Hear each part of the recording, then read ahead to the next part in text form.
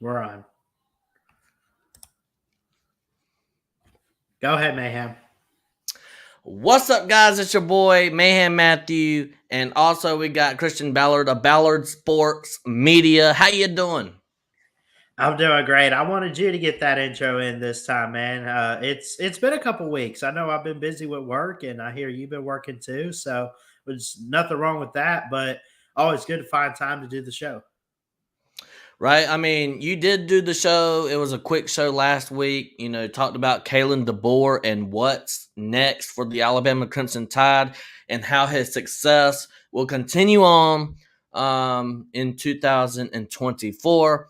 We got a jam-packed episode of the Touchdown Tuesdays tonight. We're going to start off with the power rankings, the way too early power rankings. We're going to start off with that. And then we're going to answer the simple question that remains: what will the Big Ten SEC partnership look like, and what will it accomplish? And that is coming from the ESPN.com of Pete Thamel. From ESPN. So if you're going to like this content, smash the thumbs up. It's completely free. And also hit the subscribe button. Ballard Sports Media and Mayhem Matthew channel is live at the same time. Bulldog JC in the chat. Rest in peace to Toby Keith. He is a country music legend.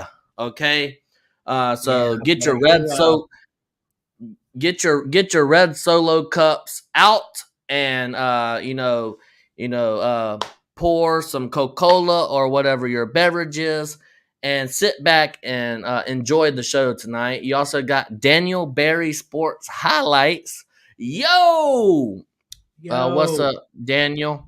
With that being said, how you doing? Let's keep it moving. Let's go ahead and start with the way too early. This is way too early power rankings, right? And what I mean by power rank, I'm gonna go ahead and explain this.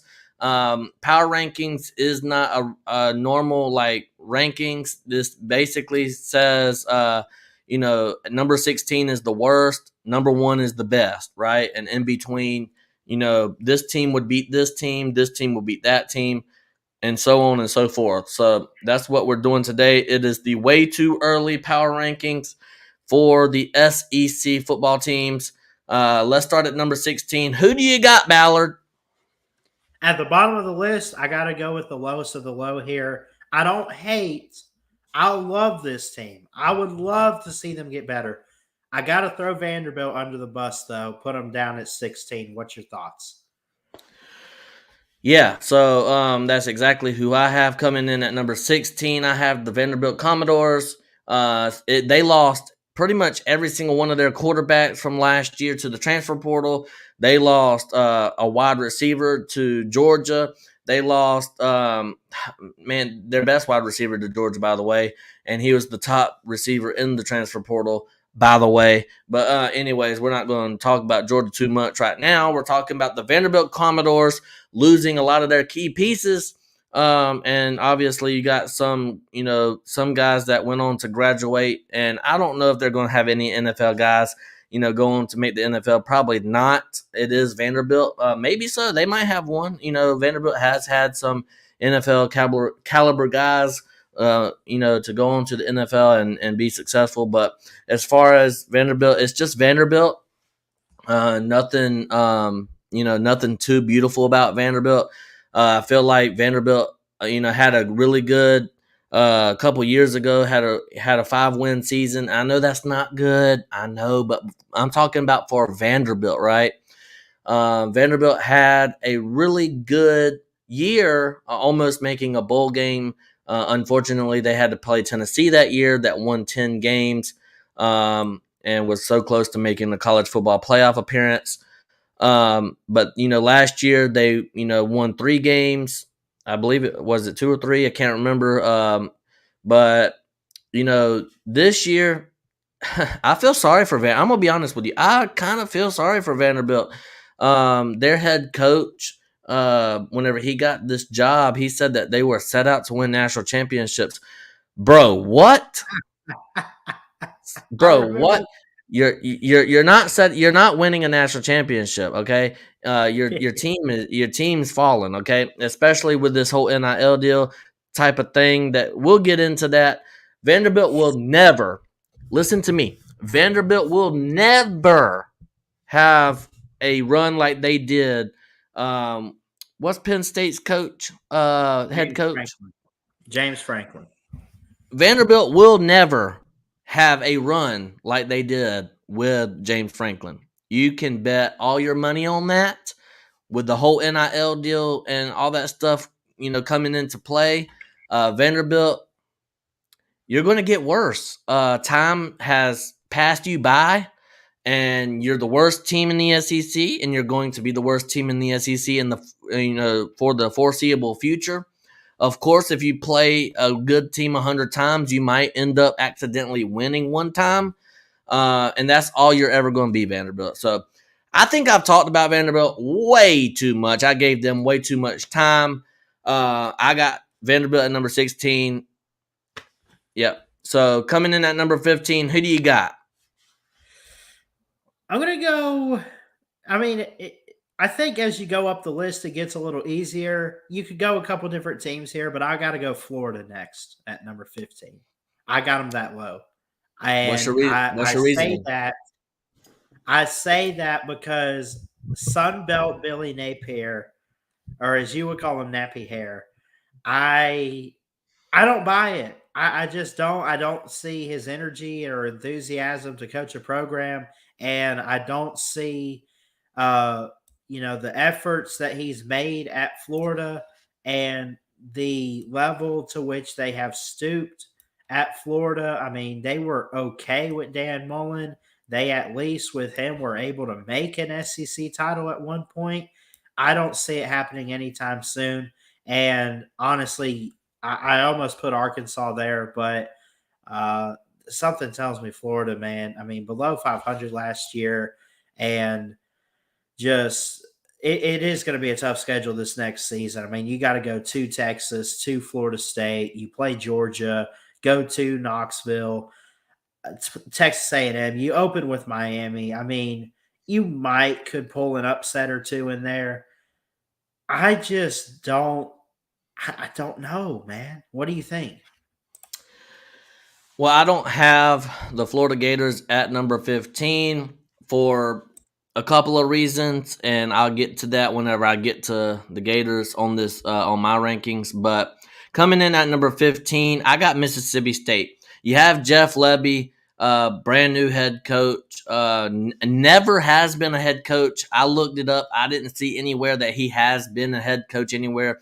It's mainly been coordinator jobs, offensive coordinators with Oklahoma and UCF, so I can't really. I know we did the college football. I mean the SEC head coaches rankings, right? But this is the team. Is he going? I have a lot of questions. Number one, who's your quarterback? Number two, you lose a lot. Number three, I don't know. I don't even know where to begin. I have so many questions, like who's going to be, the next man up mentality. I really haven't done a lot of Mississippi State studying, but this is a brand new head coach, brand new, coaching regime. Is he going to be able to lift this program up? Is he going to give it a facelift? Is he not? Let me know down. Let me know down in the comments if I'm being ignorant or not. But to me, Mississippi State, they really did a bad thing. I understand. Rest in peace to Mike Leach. But I really feel like they did. What's that guy's name? The past head coach. They did him Zach really Arnett. dirt. Zach Arnett. They did Zach Arnett really dirty. They really did him dirty. And after 1 year, you can't really tell me that you're going to fire a coach after 1 year. I mean, that's pretty low on the totem pole to me. You should have gave the guy a couple of years to get, remember, they were going away from the air raid, going to a different style of football. And that takes a couple of years to implement that, right? Look at guys from like Georgia Tech, for example, right? They did the triple option. They got away from it. They had a few bad years. And look at them now. They're not in the triple option under Brent Key. And they won, 8 games, 7 games? Yeah, I think 7 games, right? So with that being said, it takes a couple years to get a new thing going, right? And Mississippi State, they fired Zach Arnett after 1 year. I did not agree with it. I thought that was a bad fire. And Jeff Lebby might be the guy, has no head coaching. I think, I'm going to be honest with you. I'm going to go ahead and say it, okay? Zach Arnett and Jeff Lebby is basically like hiring the same person. Am I wrong? Wow. You make a good point there, but go on. So, with that being said, that's why I have Mississippi State there. I mean, I'm starting to fumble on my words and stuff. So, I have a lot of questions. I'm very confused. This is the most confusing SEC team right here, Mississippi State. This is the most what are you going to get type of team. And that's why I have them at number 15. Okay. Who do you got at number 14? So number 14 on my list. Let me see. 16 teams. I did Vandy, Florida, Arkansas. I put Arkansas next after Florida and Vanderbilt. And well, I'm gonna go ahead and reveal mine. I got 14 Arkansas, right? Yeah. I'm gonna be honest with you. Arkansas, they're on their last straw with Sam Pittman. They brought in Bobby Petrino as offensive coordinator, and Bobby Petrino is licking his lips. Bobby Petrino wants another chance to be the head coach of Arkansas football. He is licking his chops. He's licking them. He's licking his chops. Okay. Why did I feel like you were going to do that? I mean, he is. I'm telling you, Bobby Petrino's licking his lips at that head coaching job. He is one bad season away from getting it, in my humble opinion. This is the Touchdown Tuesdays where we make bold takes. Sam Pittman has 1 more year to get this train running, right? Yeah. And I completely understand where Sam Pittman has taken this team from where it used to be, right? I understand that, before Sam Pittman, Arkansas couldn't win a SEC game. I understand that. And I think that's why they're giving Sam Pittman 1 more year. But come on, bro. They brought in Bobby Petrino. They forgave him, right? And I think, Bobby Petrino coming in is basically like saying, okay, Sam Pittman, you got 1 more year. I think Bobby Petrino, now that he's in Arkansas, which, that's kind of like the forbidden door, if you ask me. Since they opened that forbidden door, I think Bobby Petrino as head coach of Arkansas is a realistic possibility if Sam Pittman has a bad year. I like that take. I really like that take. So that's why I got Arkansas at number 14, is because I really do believe, they lose their quarterback to the transfer portal, and a couple years ago they pretty much lost all their wide receiver core, and they really haven't been able to bounce back and get some more guys at wide receiver. They don't really have a playmaker at any position on the offense. Their defense is terrible. We'll see what Arkansas looks like this coming season, but Arkansas. I told everybody last year that Arkansas was going to be a pile of poop. I was right. They were just that. a pile of poop. Because I said they lost too much. And KJ Jefferson is only one person, right?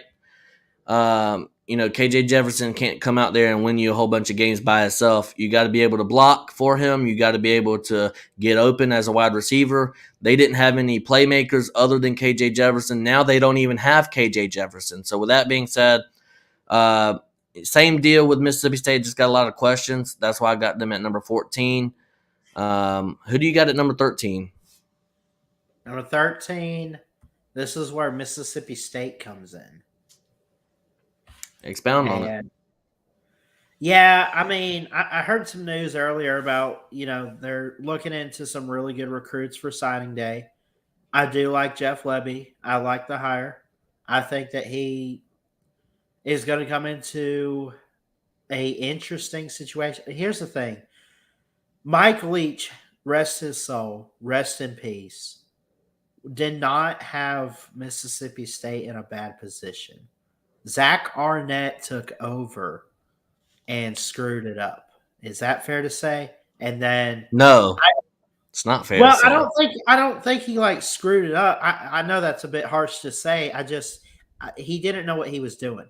I think that Jeff Lebby comes in and knows what he's doing. So I think we got to give them their props. I think we got to give them their credit where it's due and take it like it is for Mississippi State. There is talent on that roster on the defense. There are good receivers. I've read a little bit about their recruiting for signing day, which, by the way, if I'm not mistaken, that's tomorrow. So they're in a good position. They are really in a good position to make big things happen. I think the schedule sets up nicely. I do hate, by the way, that Alabama will not be playing a team like Mississippi State going forward, at least for this next year. But I wish Mississippi State the best going forward, and I think that they are definitely on the right track. Well, I stand on what I say. I think Zach Arnett hire and Jeff Lebby hire is basically like hiring the same person. I stand on what I say. That's why I have Mississippi State at number 15. Most confusing team in the SEC right now with what they got going on. Are they going to go back to the air raid? Are they going to stick to what Zach Arnett had? What are they going to do? What is his philosophy is going to look like? Who are they going to get in for the transfer portal? Haven't really seen any big transfer portal gets from Mississippi State. They don't really do good in recruiting. That's why Dan Mullen really loved it at Mississippi State. Let's just be honest. So with that being said, at number 13, I got Florida Gators. This is where I have the Florida Gators, right?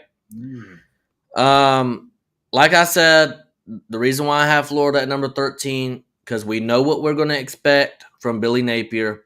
Their quarterback situation, everybody has to be honest. Okay, let's just be honest. That quarterback was not as bad as what you thought he was going to be, right? He's still not good. He's an average quarterback. They do lose ETN, but they is Pearsall coming back? Is he coming back, or is he in? I thought I heard he was. All right, so Pearsall comes back, so you kind of have an identity on offense, right? You have an identity on offense. Defensively, you got to get better.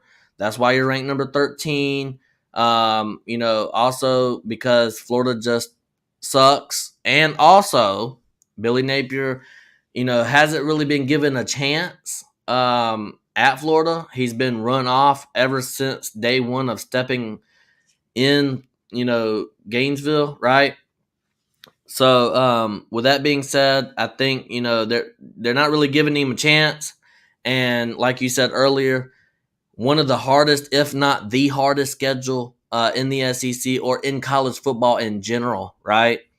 That's going to be a tall task to even make bowl eligibility. So with that being said, I don't have any faith for Florida to beat any of the teams that I have above them. I do have faith in Florida beating Arkansas, Mississippi State, and Vanderbilt, so I got to put them at number 13, and I stand on that. Who do you got at number 12?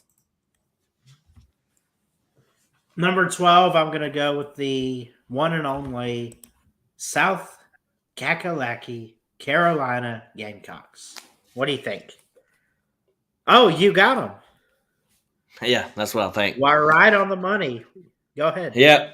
I got the Carolina Gamecocks. Shane Beamer had a disappointing season last year, but I am going to give Shane Beamer a mulligan.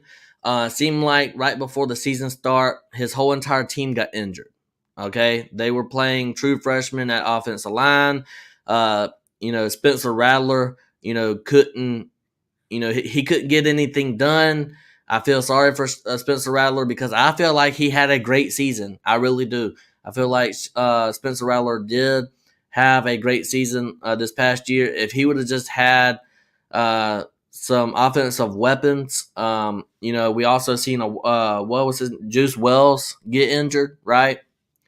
We also seen just a bunch of injuries right at the beginning of the season. A lot of losses that probably wouldn't have happened had they had their full roster. And I understand it is next man up mentality, but you're talking about the South Carolina Gamecocks. They don't really recruit elite talent, right? So there's a difference between, Alabama's and Georgia's and Ohio States of the world, right? And Michigan's and stuff like that, where you recruit really high every single year. Gamecocks, they recruit pretty good for the game. For the Gamecocks, they recruit pretty good. They've got some good good guys in.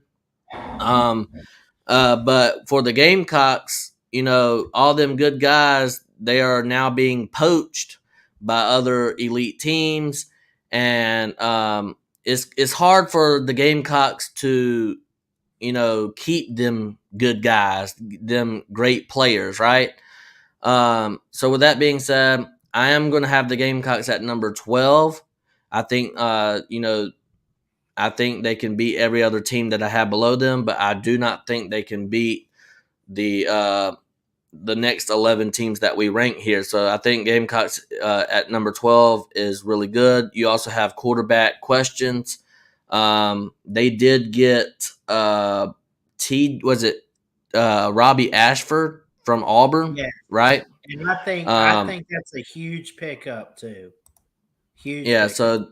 so they're are they going to use him? Or are they going to go with their Lenora Sellers? I think Lenora Sellers is a great quarterback. We got to see him in some garbage time in a couple of games for the Gamecocks, and I thought he looked pretty good. If I'm Shane Beamer, I'm going with Lenora Sellers, and I'm gonna, even if I have a bad year, then at least he has experience, and he can get experience under his belt to have a good year in a couple of years, right? Or maybe he just has a breakout year. Georgia with Carson Beck, he didn't really have meaningful playing time, and look at what he did. I mean, he only lost one game last year. So I would have, if I was South Carolina, I would have probably ran with the Lenora Sellers at quarterback, but it looks like they're going to run with the Robbie Ashford at the quarterback position. So, but I got the Gamecocks at number 12. Also, Ballard has Gamecocks at number 12. Who do you got at number 11? That's where Texas A&M comes in. Okay. I think I love Mike Elko, and we talked about him a couple weeks ago and how I really think he could come in and do some big things. They open up the season with Notre Dame. That's probably a loss. Their next best test would be a road trip to Florida. I mean, this is a team that went 7-6, and this is a team that went 500 in conference play at 4-4. This is a team that has recruited greatly under Jimbo Fisher. They have a lot of great talent coming back. So I I don't know what to expect. I understand pulling the plug and firing Jimbo Fisher this past season, but I think that they got a really good hire in Mike Elko. What he was able to do at Duke, I know it's a step up in the SEC, but I think he can bring it over. Yeah, I got them a little bit higher on my list, and I'll tell you why whenever we get there. But I got Kentucky, number 11, Okay. right? Kentucky, has Vandergriff at quarterback. He is solid player, solid backup for my Georgia Bulldogs. Unfortunately, he is not going to be able to see the field at Georgia, so he has to go to another team in Kentucky. Kentucky you've seen this with Kentucky for the past couple of years. They got Will Levis from Penn State. Last year they got NC State's quarterback. I always draw a blank on his name. Devin Leary. Devin Leary. There you go. So then this year they take Georgia's quarterback in Vandergriff, right? So Kentucky, I think that's how Kentucky is that's just how they're set up to be, I guess. I guess next year they'll find another quarterback, or maybe this guy comes back and plays for them another year or two. But with that being said, I think they got some key pieces coming back. They also, had some key pieces in the portal. I like their offense and defensive lines. And in the SEC, that's what you need to win football games. You have to win in the trenches, and that's what Mark Stoops is all about: is winning in the trenches. Playing power football, run the ball, run the ball, run the ball. They're pretty much like a Georgia and Alabama junior. Junior, I guess you would say.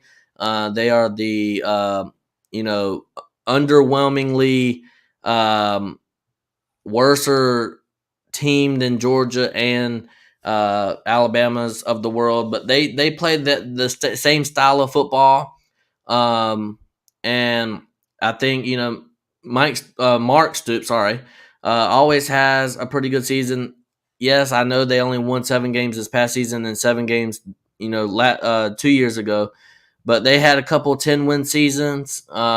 I think they can get back to that eventually. And well, maybe not 10, but at least 8 or 9. I like Mark Stoops. I have to respect Mark Stoops. And that's why I got them at number 11. It's just the respect factor for Mark Stoops in his football teams that he puts on the field. Before Mark Stoops was hired, Kentucky couldn't. It kind of the same situation with Arkansas there. Before Sam Pittman got there, they couldn't win the SEC game. Before Mark Stoops got there, Kentucky couldn't win the SEC game either. So with that being said, we got to respect what Mark Stoops has put together at Kentucky. And I'm gonna keep on saying it. 12 through 16, I think Kentucky can beat tomorrow. So with that being said, Kentucky, you're at number 11. Who do you got at number 10?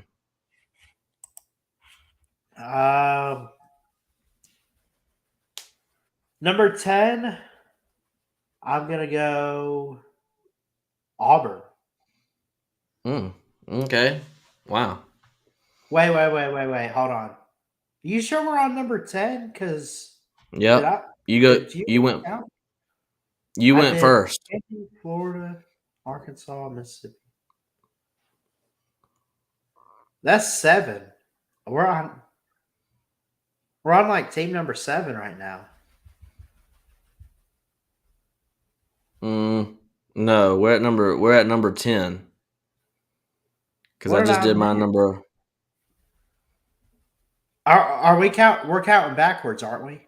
Yeah. Okay, that would make more sense. I'm sorry about that. I got Auburn next. Okay. Why is that? So I do like Hugh Freeze. I like his recruiting. I think, especially picking up Ryan Williams from getting him to decommit, flip, whatever you want to call it, from Alabama or Georgia or anybody else. You could say whatever you want to about NIL. No, I really think he's building a big program. They play teams like California, Alabama A&M to open the season. Then they get into SEC play. They do have to go to teams like Oklahoma. They got to go to Georgia. They got to go to Alabama and Tuscaloosa for the Iron Bowl. And, they got a lot of good talent coming back. Peyton Thorne's going to be a 17th year senior, whatever it is, however long he's been in college. Keontae Scott comes back to lead the defense. Coy Moore leads the receivers. I could go down the list of talented players for Auburn, but I really think they have a lot of potential this next season, and I'm really excited to see what they do. Right. At number 10, I got Oklahoma. Okay. Now, I'm going to be honest with you, Ballard. I would put Oklahoma a lot higher on this list, but there's a lot of uncertainty. Oklahoma just came off of a 10-win season. Dylan Gabriel is headed out to the Oregon Ducks there.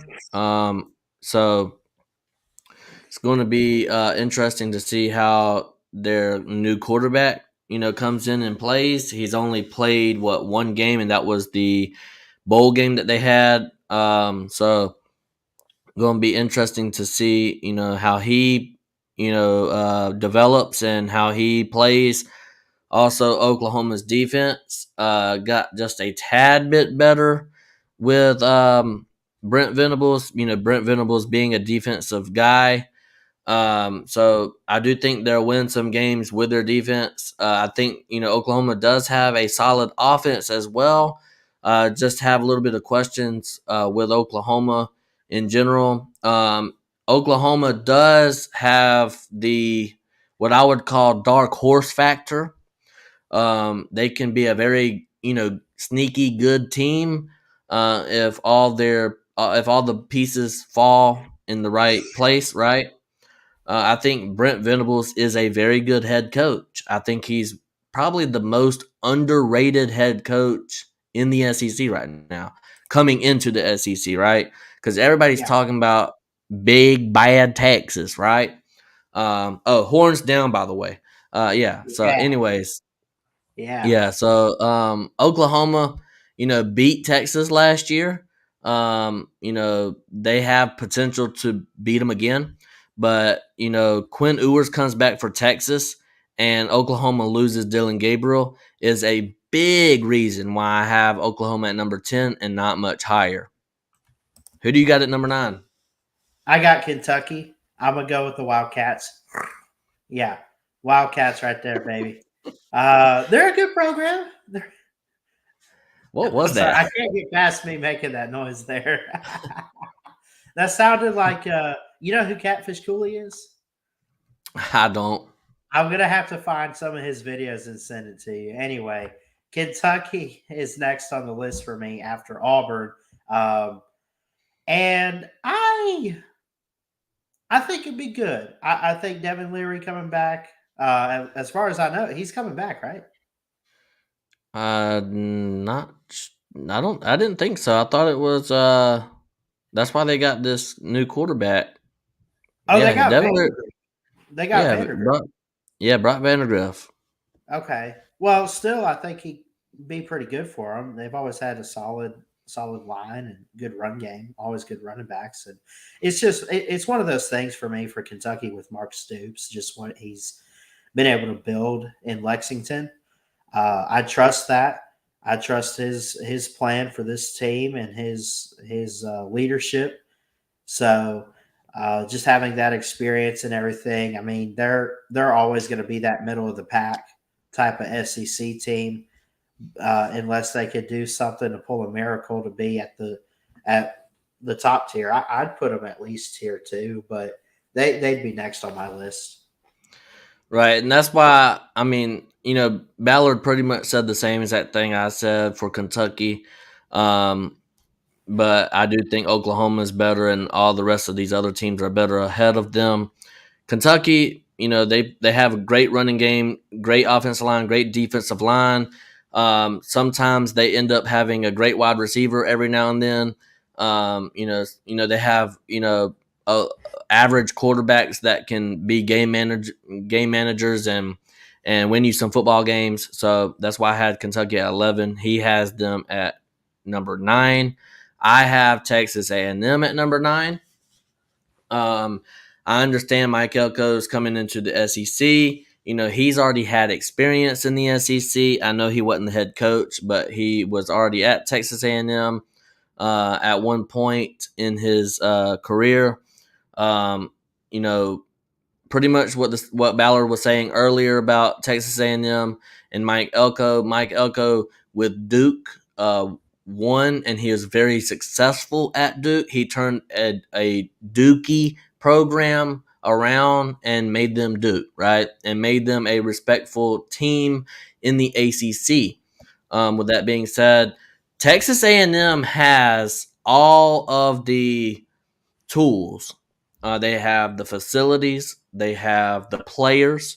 They have everything that they need to be successful. I think Texas A&M has everything that they need. This is a bold take. This is my second bold take of the day. I think Texas A&M has everything they need to become a national championship contender, a SEC championship contender in year 1 in the Mike Elko era. I think Mike Elko is that great of a head coach. The only thing that is going to put them so low on my rankings right now is, we haven't seen Mike Elko, right? At Texas A&M anyways. We've seen him at Duke, and we've seen him at coordinator jobs at A&M. But as far as being a head coach at A&M, we haven't seen that. So that's why I got him so low. But if he does what I think he's going to do in the next couple of years, A&M is going to be much higher on this list, and I'm talking top 5. So that's why I got Texas A&M at number 9. I am taking a risk. I feel like Texas A&M has that risk factor, that dark horse factor coming into 2024. That's why I have Texas A&M at number 9. Who do you have at number 8? Oklahoma. Why is that? Oklahoma is a really good team. They are losing a few guys, obviously, like Dylan Gabriel. But I look at it as, you look at who was that quarterback that played in the post? Jackson Arnold comes in. Now, there was a lot of critics about him. There was a lot of criticism towards him. I think the guy's got potential, and I think he needs to be given a fair chance on the field. Would you agree on that? Real quick. Yeah, he did. Correct me if I'm wrong. Didn't he have like 300 yards passing in that game? Against Arizona, I think he did. I know we were live for that game and we watched it, but he was lights out, man. I thought he did pretty good. He threw some interceptions and everything. There's so much he's got to clean up. Brent Venables is a great head coach, and I think he does know what he's doing defensively. I do question about the offense. You go into the SEC now, and there's going to be some question marks. There's going to be some red flags. There's going to be some warning signs of entering the SEC. But right. I don't think it's going to be too much that they can't overcome. I'm gonna be honest with you. You bring up talent in Jackson Arnold. On the Mayhem Matthew channel, we're here really soon in the off season to make the off season go by a lot faster. We're gonna start looking at these guys and watching their film, and we're gonna break it down as good as I can do. I'm not no professional or anything. I just run a YouTube channel. That's all I do. But I'm gonna look at I'm gonna look at it, and I'm gonna tell you my thoughts of said player, and we're gonna get right on into it. But at number 8, I have Auburn, and I'm gonna be honest with you. I could have easily put Auburn at number 9 and Texas A&M at number 8. These two teams I can flip flop, right? These are my two flip flop teams. You can put Auburn at number 9, A&M at 8. You can put 8 Auburn, 9 A&M, and I wouldn't be mad at you. I kind of struggled with these two right here, but I went with A&M at 9 because of Mike Elko joining a brand new head coach in the SEC. Auburn has Hugh Freeze, won 7 games in his very first year. He should have won 8 games. Did they win that bowl game? I can't remember, but if they did, they should have won 8 or 9 because there's no excuse to lose to New Mexico State. There was no excuse to lose that game. They also that Auburn team, almost beat Georgia, almost beat Alabama, almost. I know almost counts in horseshoes and hand grenades, but that was year 1 under the Hugh Freeze era. Year 2 is probably going to be better. I think, actually, I'm pretty sure this is going to be better. Auburn is kind of preying on Alabama's downfall there with Nick Saban retiring. We'll get to that in a second, but Auburn at number 8 sounds good to me. Year 2 under Hugh Freeze, I think, is going to be a successful year for Hugh Freeze and company. Unfortunately, they do got to play my Dogs, and they're going to take an L there, but maybe they can redeem themselves with a win over the Crimson Tide. Who do you got at number 7? If I keep track of this here, let me see. LSU. All right. I got LSU there. Great talent all the way around. Great recruiting for Brian Kelly. He is being loved and embraced. He is part of the LSU family, and he just is taking on such a big role. And LSU is a really good program. Coach O did a good job. Won a national title. Les Miles won a national title. Nick Saban, what he was able to do at LSU. So, when's the last time they really had a losing coach? And really, I mean, you look at what Brian Kelly's done the past 2 years. One of those years even beat Nick Saban. So, he's got the talent, he's got the schematics, and I think he's set up for great success. Brian Kelly. Brian Kelly. Who did I say? Okay. Yeah, LSU. So at number 7, I got Tennessee Vols.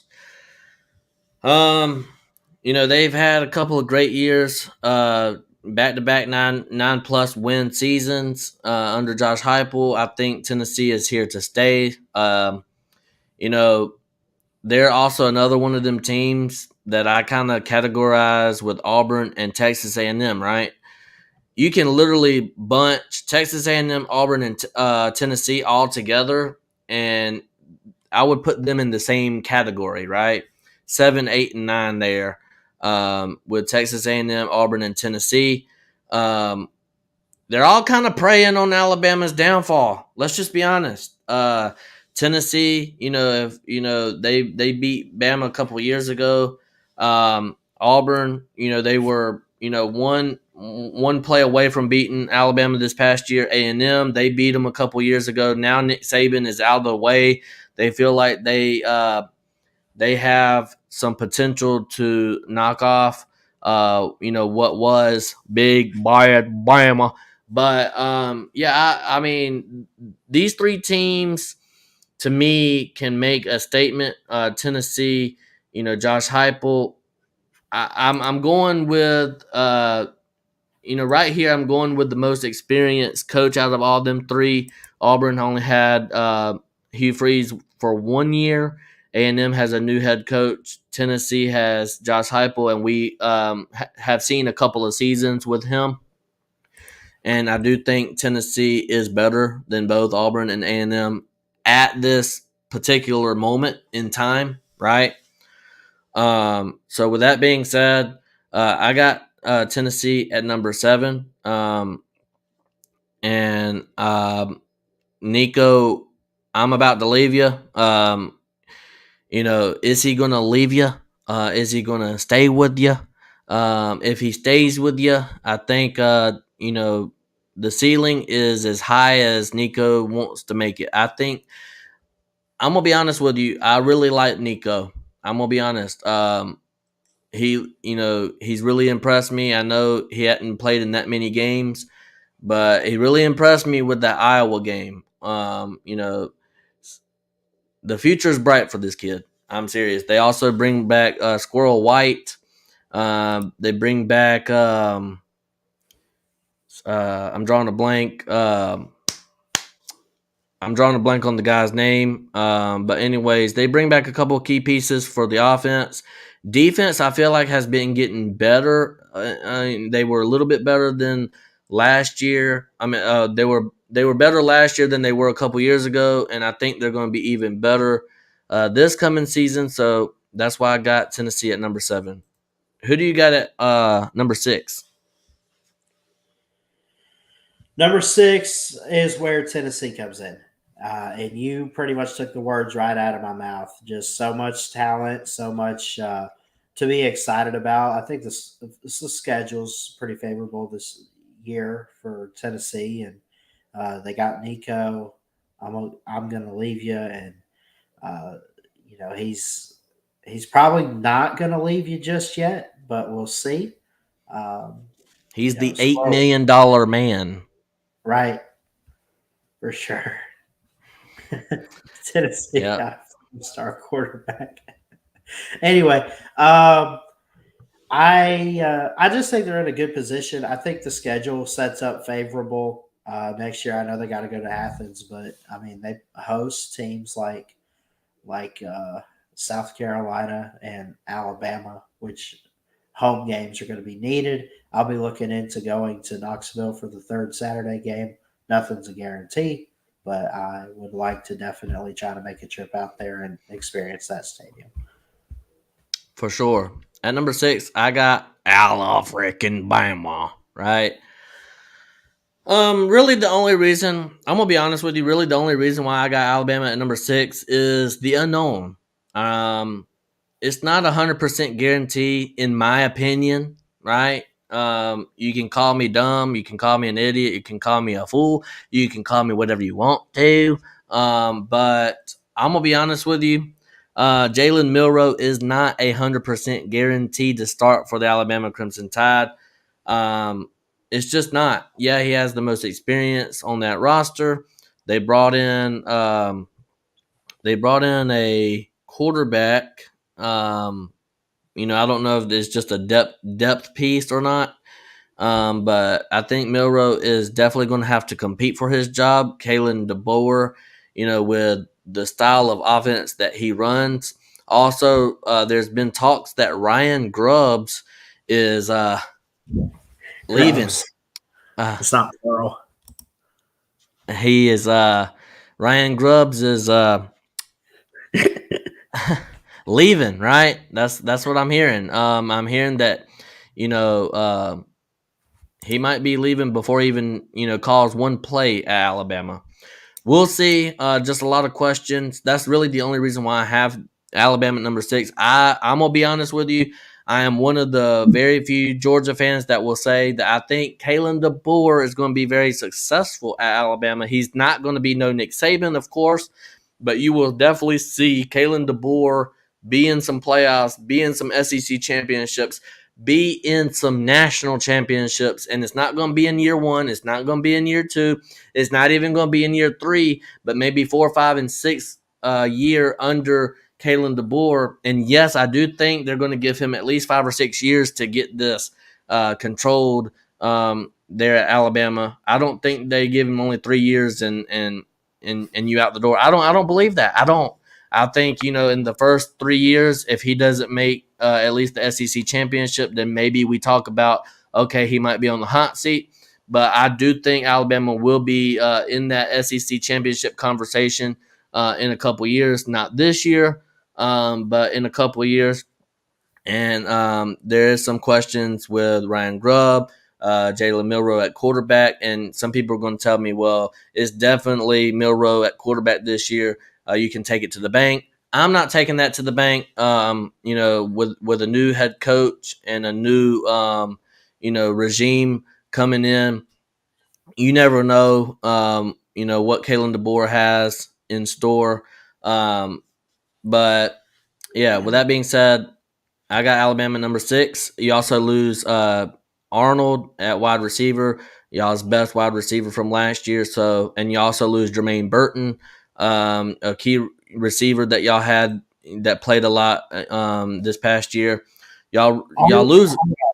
I gotta correct you on something. Arnold at receiver. Who are you talking about?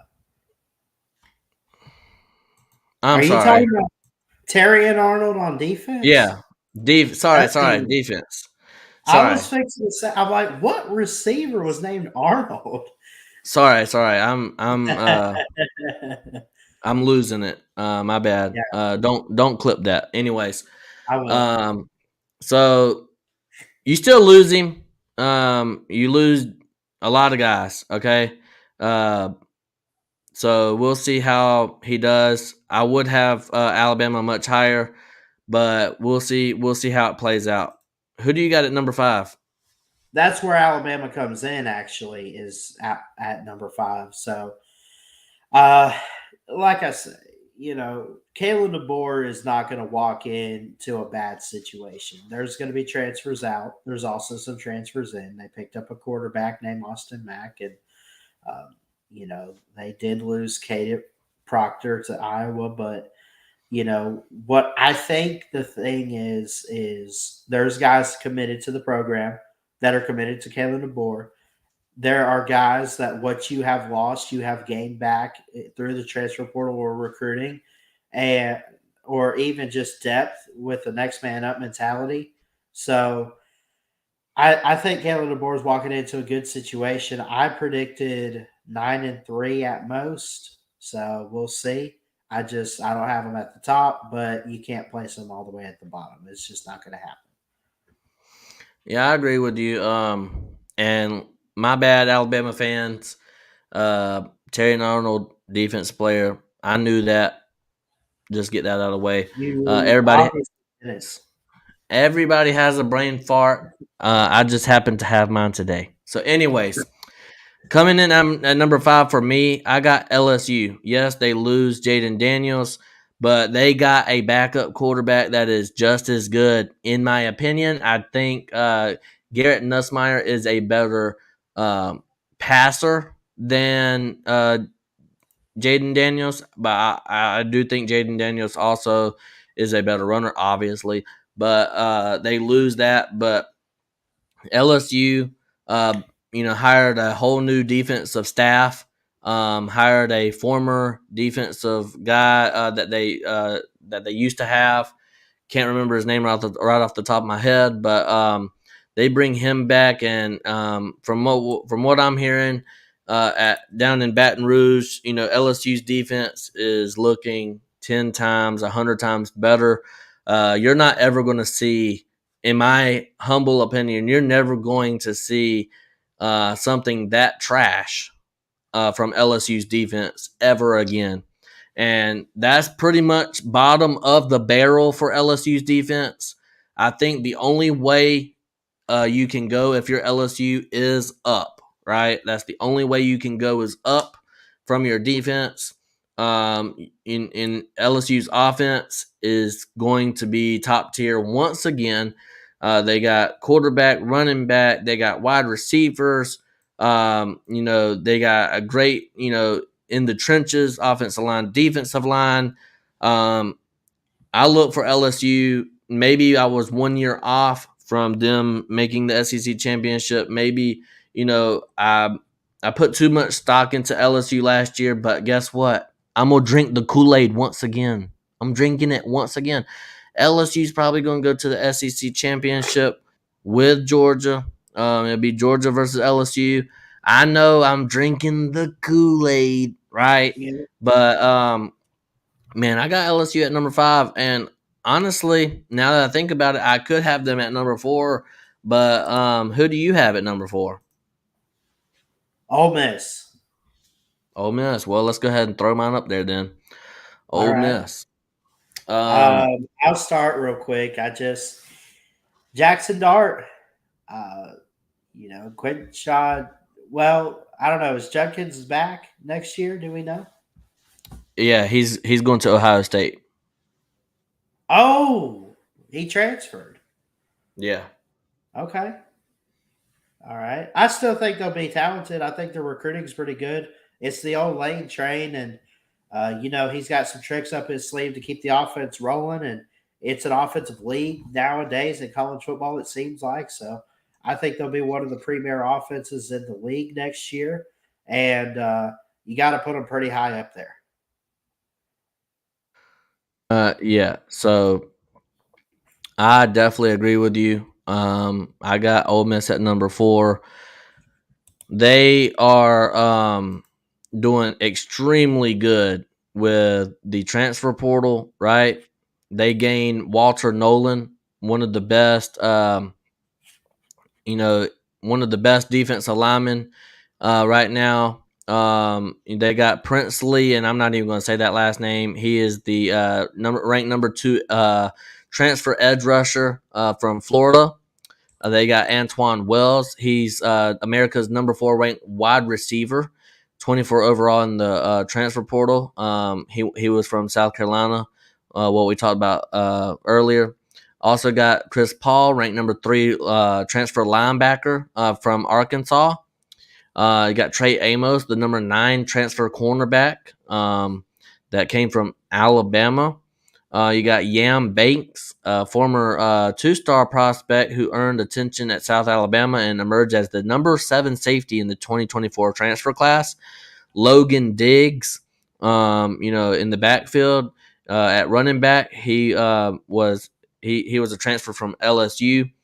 Dequan Wright, he was the number 15 tight end, and the 157th overall player in the transfer portal cycle, but he came from Virginia Tech there. Yes, they do lose guys like Quinshawn Juggins, Michael Trigg, and a couple other guys. But I really think with the transfer portal, they picked up either better guys or just as good guys, right? And they won 11 games this past season. With that being said, Missouri.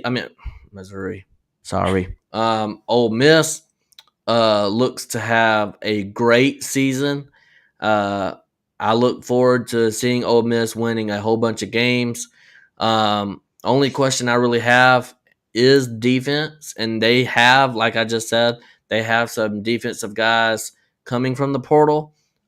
Is that going to be enough? We'll see.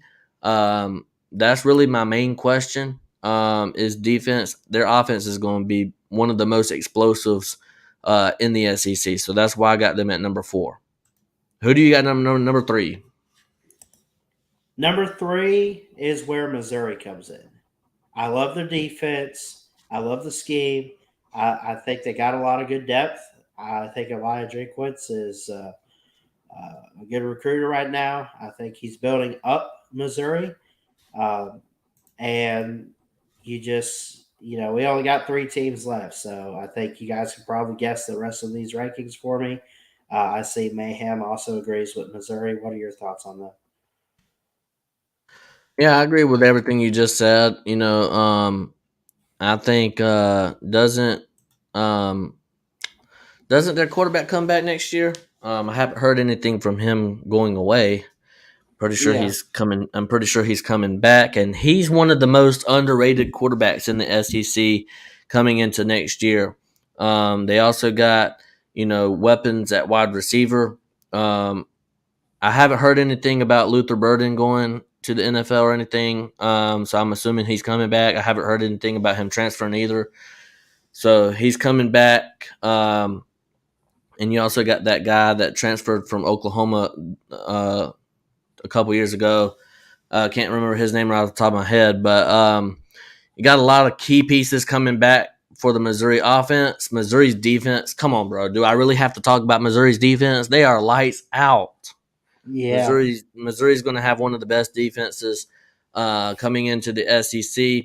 Missouri plays Alabama this year. Just let's just be honest. Alabama's on upset alert for that game. I agree. I Um, agree. And to get to the point of defense, I mean, Missouri, they play physical and fast, and you need that today. and Missouri, I was trying to look it up, before you stopped talking there, but Missouri's NIL collective is getting strong and getting strong fast. Um, I don't think Missouri's hurting. I know that one of their guys donated like 72 $72 million, and I think like 12 or 13 million dollars of that was to the NIL collective that they have, and then the rest of it was for stadium renovations, right? um Missouri is not going anywhere. If anything, they're trending upwards. And am I going to say that they're going to be a powerhouse? No, but they're going to hang with them. Okay, they're going to be every powerhouse's upset alert, right? The Alabama, the Texases, the Georgias. Every time they play them, you're going to hear Missouri on is about to upset one of these powerhouses, and luckily Georgia don't have to play Missouri this year. So that's good for Georgia. But for Alabama, got to play. I think they play Oklahoma this year, if I'm not mistaken. I don't think they play Texas. So, lucky for Texas as well that they ain't got to play Missouri. Missouri is going to be extremely good, and I think Missouri's schedule, plays in favor for them as well. So, with that being said, Missouri, it comes in at number 3 for me. I'm very excited to see what Missouri has in store. Normally, I wouldn't put a team like Missouri this high because I like to see a team do it more than 1 year in a row, right? But for some reason, I am a believer in Eli Drinkwitz. For some reason, I don't know why. I don't know why. I'm just a believer in Drinkwitz. I got him at number 3, and I'm assuming the other two is going to be the same rank. Maybe you throw a curveball here, but who do you got at number 2? Georgia. I'm just Yeah, kidding. I got Texas. I got Georgia number 1, but I got Texas number 2. I think both teams. Can I just go ahead and break down Georgia and Texas, and then I'll let you break it down? I do well, I both. mean, I'm probably gonna agree with you. So go ahead and break it down for both of us. All right. Yeah. So I think Texas, when you start with them, the what they lose in the draft, they have made up for this year in recruiting and the transfer portal. Steve Sarkisian is a great offensive mind. We live in a offensive driven college football world today. You can still play with great defense, as Georgia has shown, but I still believe in the air raid and throwing the ball out and playing with big playmakers down the field. Texas will be explosive this year and dangerous. I don't know exactly what to make of their record in the SEC this year, but I do think will be very competitive, and you could expect some big wins. Right. Texas does have a good non-con schedule too. They got to go play Michigan, right? Texas has to play Georgia in conference. So I mean, I think Texas, other than Michigan and Georgia, they have a pretty easy schedule there. And they still got to play Oklahoma. I'm not going to count out Oklahoma just yet. I still want to see what the quarterback does in Jackson Arnold there. But Texas has Quinn Ewers. He's coming back for another year. We already know what Quinn Ewers brings to the table. I think Quinn Ewers is extremely good. And for number 1 Georgia, they bring back a ton of key pieces. They also dove their nose into the transfer portal to get some receivers. London Humphrey, Mike Jackson III. They also got Colby Young from Miami. So they picked up a bunch of great receivers, and they also have Anthony Evans sitting on the bench there, licking his chops to get in that starting role there. We've seen him in the SEC championship, returning punts there at the end. I think as far as Georgia goes, obviously their defense is going to be top 3 in college football. As far as Georgia's offense goes, I'm gonna make another. This is my third bold take, Ballard. Keep up with me, okay? So this is my third bold take, and I'm gonna be honest with you. Georgia, I think, is going to have the fastest receiving core and probably the best receiving core that Georgia has ever had. Yes, that's pretty bold, because we thought that this past season in 2023, but this season with the transfer portal additions, with with everything that they got, speed, right? Arian Smith comes back. He hadn't hit the transfer portal. Thank the Lord. Praise the Lord, because I really like Arian Smith. He is a speedster. Anthony Evans, speedster. Colby Young, speedster, right? All these guys are speedsters. They also can run routes. Mike Jackson, he's a great route runner as well. And he's also a speedster. Played with Caleb Williams last year at Southern Cal.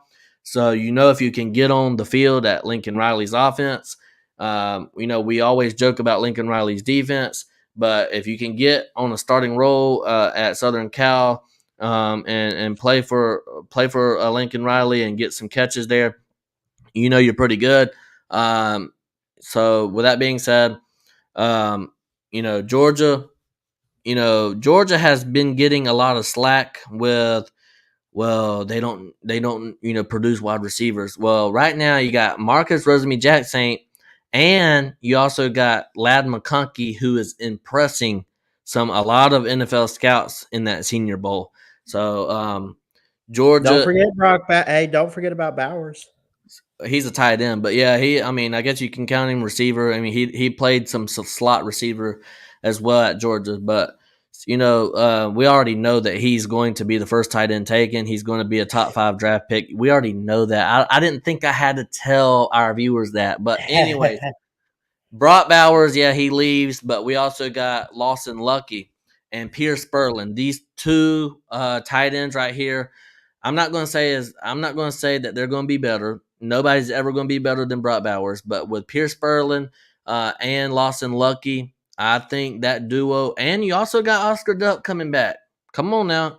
We seen that one-handed catch that he had. Can't remember what game it was, but we seen you. We see you. We see you, Oscar Duck. We see you. So I think Georgia's going to be fine at the tight end position. You also got true freshman. Was it Rydell coming in at tight end? So we're loaded at tight end position. Obviously, it's not going to be anything like Brock Bowers, but we also brought in some wide receivers to help with that, right? This is next man up mentality. You got to have a few men to step up, not just one man. You got to have a few men to step up to replace Brock Bowers, and that's exactly what Kirby Smart did. Mike Bobo is here to stay. I am on the Mike Bobo train. I think, I was kind of leery of him last offseason, but he proved to me that he is a really good offensive coordinator. He learned, from Todd Monken. Whenever he was the offensive analyst there, he learned, and he was a sponge, and he soaked up everything that he could to be successful here at the University of Georgia. I didn't think I had to go this long, but Georgia offensively and defensively in the trenches, just quarterback coming back, Heisman caliber quarterback in coming this year 2024. best quarterback in the SEC right now. You can argue Quinn Ewers. You can argue that. I would argue with you there. But outside of that, you ain't touching Carson Beck. Not really. So, anyways, that's our top 16 there. It's I'm gonna go ahead and fly by this one real quick because the title of our live stream is SEC Big Ten leaders express uncertainty with the college football playoffs. We all know that college football has taken a turn. We all know that NIL has become, a can of worms that opened up. That it seems like whenever you open up a tube of toothpaste and you squeeze it out, you can't put it back in there, right? You can't put the toothpaste back in the tube, and that's kind of what we're looking at right now with the whole NIL and Florida State and the playoff, especially this last year, the playoffs, feeling like teams got snubbed. Florida State fans, even Georgia fans, which is kind of crazy to me because I don't think that Georgia deserved to go to the Final Four this past season. But you do have some Georgia fans believing that they got snubbed from the Final Four. Also, just a whole lot of chaos with the playoffs, NIL, and conference realignment as well. The Pac-12 is dead, right? Got the Pac-2.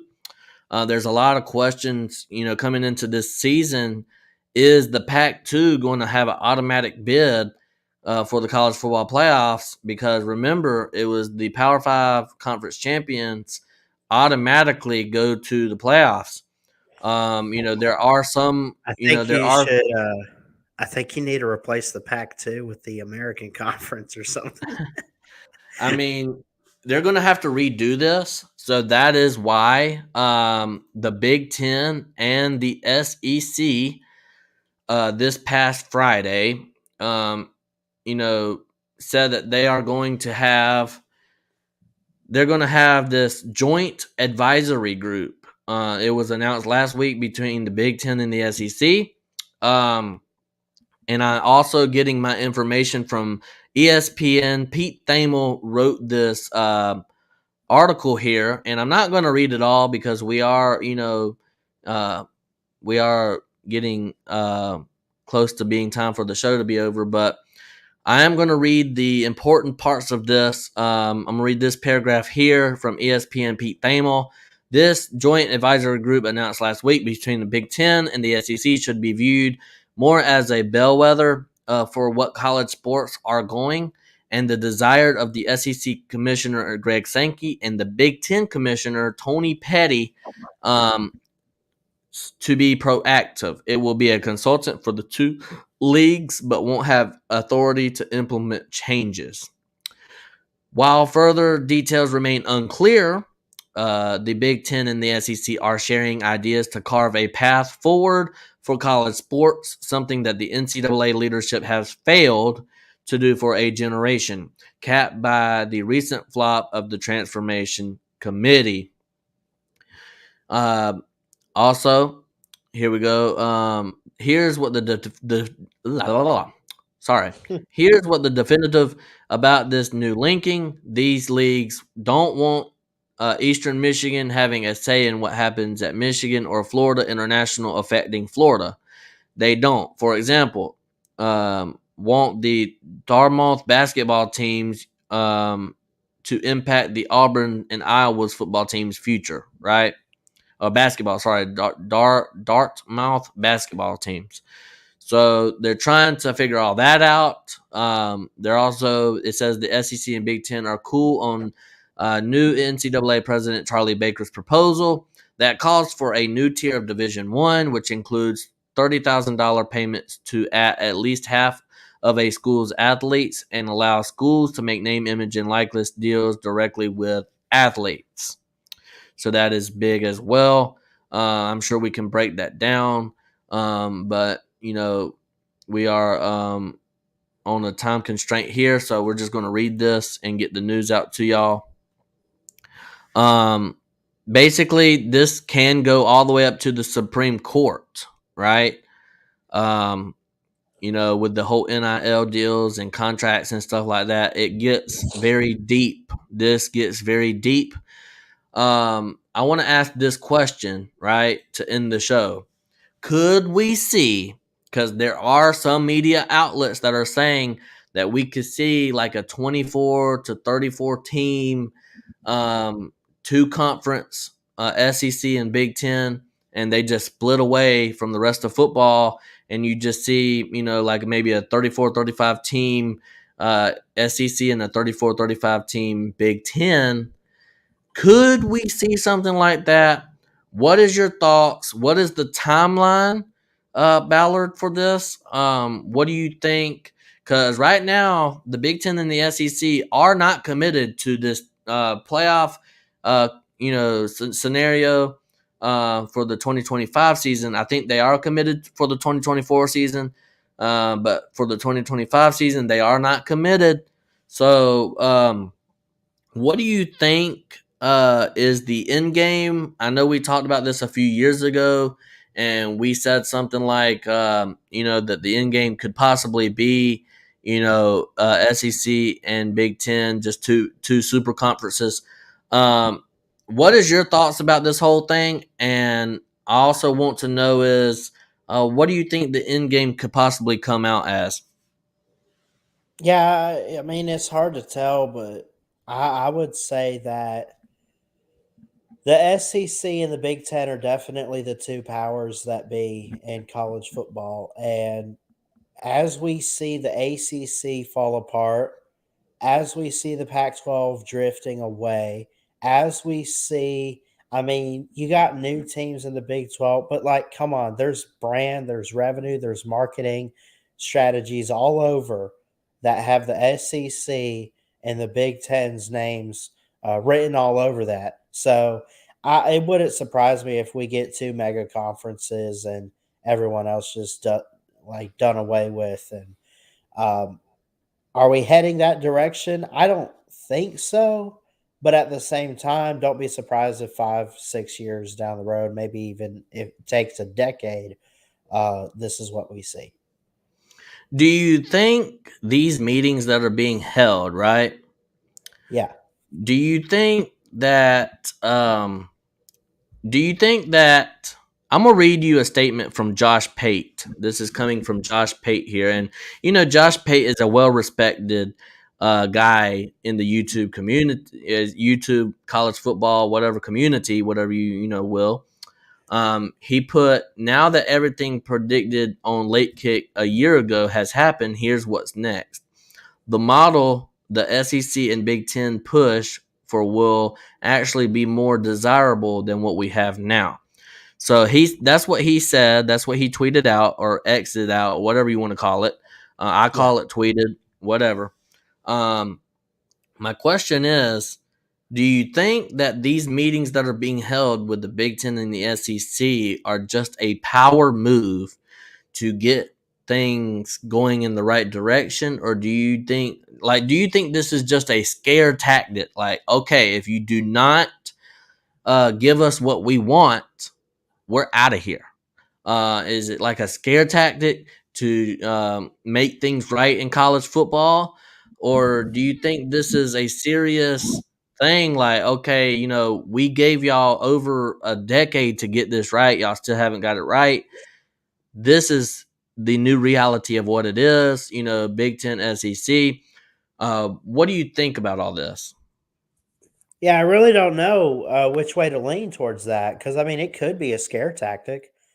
I mean, it could be a threat. It could be, I mean, it's either a demand or a suggestion. And if I had to lean towards one or the other, I'd probably say it's a demand. I really believe so. What do you think? Right. I mean, and another reason why this is a serious topic is because, well, Warner Bros, Discovery, ESPN, Fox, Warner Bros, all three of them are putting together a juggernaut sports streaming app. Really? This just came out not too long ago. It is poised to have sports networks including ESPN, ESPN2, ESPNU, SEC Network, ACC Network, ESPN News, ABC, Fox, FS1, FS2, all the sports, right? Football, hockey, the NBA, NASCAR, golf, tennis, you know, also Disney Plus, Hulu, and Max will get their option to bundle with the new service. It is supposed to launch later on this year towards the whole entire football, whenever closer to football season starts, right? Yeah. So my thing is ESPN and Fox, they're putting together a juggernaut sports streaming app, right? ESPN and Fox are kind of, I wouldn't say teaming together, but they are coming together in this sports streaming app, right? Well, ESPN, SEC, Fox, Big Ten, right? Right. And then Warner Bros. With the WWE. I know this ain't a WWE wrestling channel, but Warner Bros.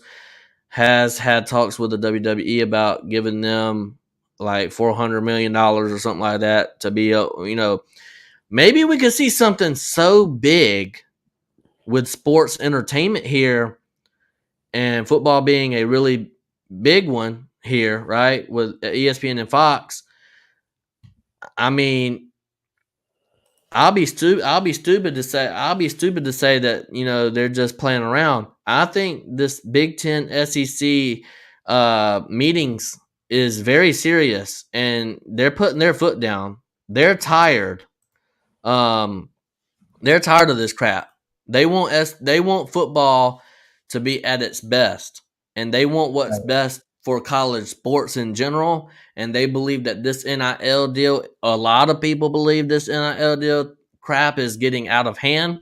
You had Tennessee come down on NCAA violations. You had, I can't think of. There's been a couple of teams that come down on NIL violations. You also had Florida with that quarterback that they tried to get a couple years ago. Tried to pay him like $11 million. Jaden Rashada, remember him? Yep. Now they are being investigated with some legal things that illegal or legal, whatever things that they've done to Jaden Rashada, what they promised him, yada yada yada, blah blah blah. All this is a mess, and it's just one big pile of dookie, okay? And they're trying to fix this to where the viewers like me and you and the people that are watching this YouTube channel can be more happy and satisfy the customers, because without the customers, you ain't got nothing, right? So, with that being said, I just want to get your final thoughts on the subject. I think that it is a very serious case. I do think they are pushing towards a 2-conference powerhouse, Power 2. Only thing that really concerns me is, what are they doing with the Big 12? I mean, are they going to just start picking apart the Big 12? Because the Big 12 just added like a whole bunch of Group of 5 teams, and they have like 16 teams now. So with that being said, it's going to be interesting to see what the Big 12 does.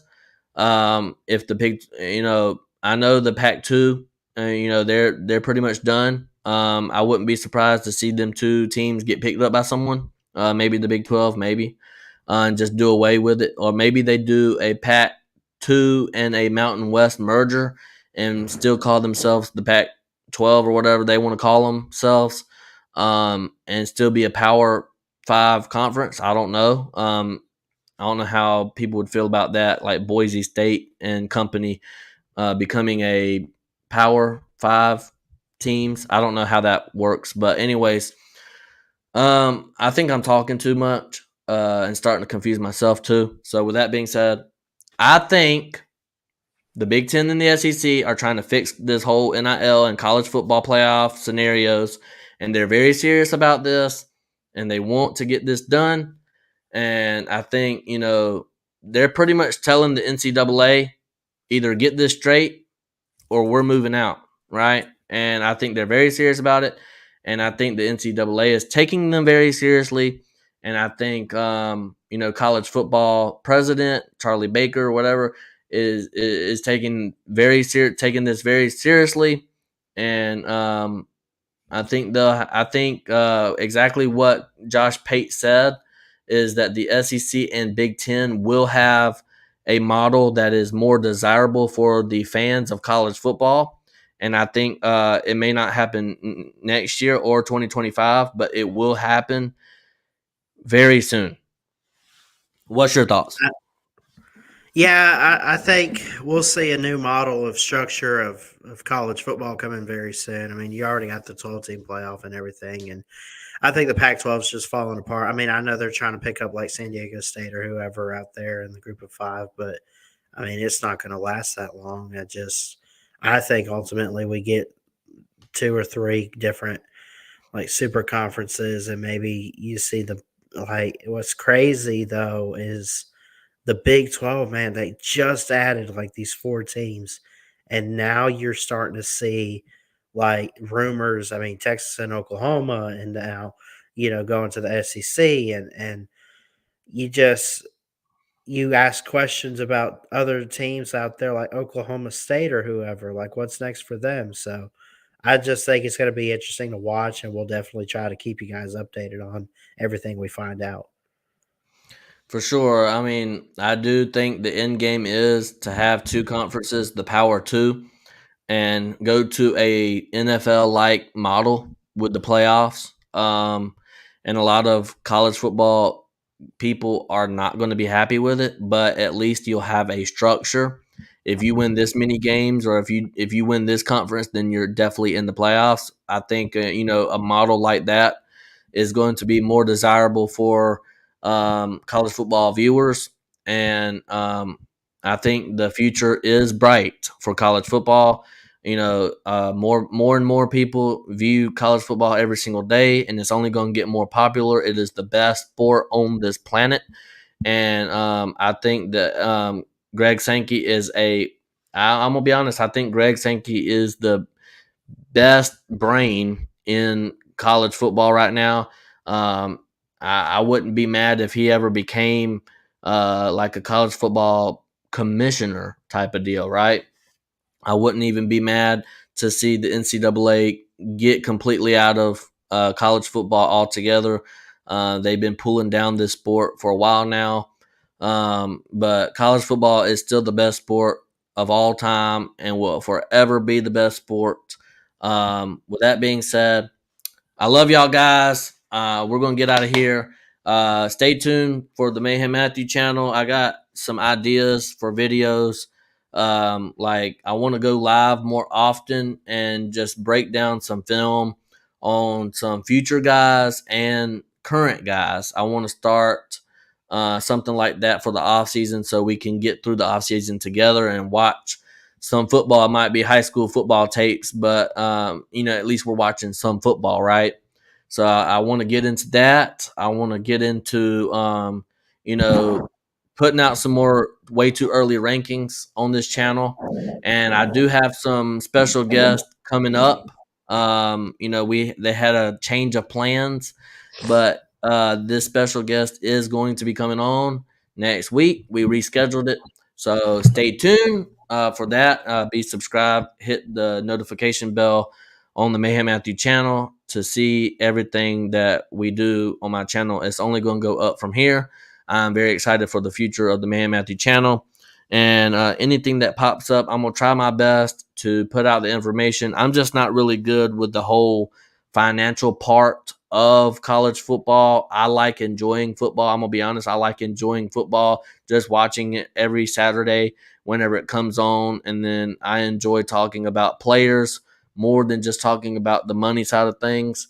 I'm not getting any money from the college football. So I guess it really don't matter to me, but I do want to bring the news to you. So with that being said, my final words are, I love college football, love you guys, and go Dogs. Yeah, before we get out of here, just want to say how much I love and appreciate Mayhem Matthew for doing this show with me every week, almost every week. I know I've had some time in there where I've been at work and everything, and I'm picking up more shifts and everything. So just want to say how much I love and appreciate all of you out there. We'll try to continue content on Ballard Sports Media, and I'll keep chasing my dreams and keep grinding out everything I do. And hopefully we get some more videos out coming your way very soon. And just want to say how much I love and appreciate each and every one of you. Thank you. Yeah, 1 second. What's up? Now, Ballard, I want you to read this, okay? To end the show. Okay, hold on.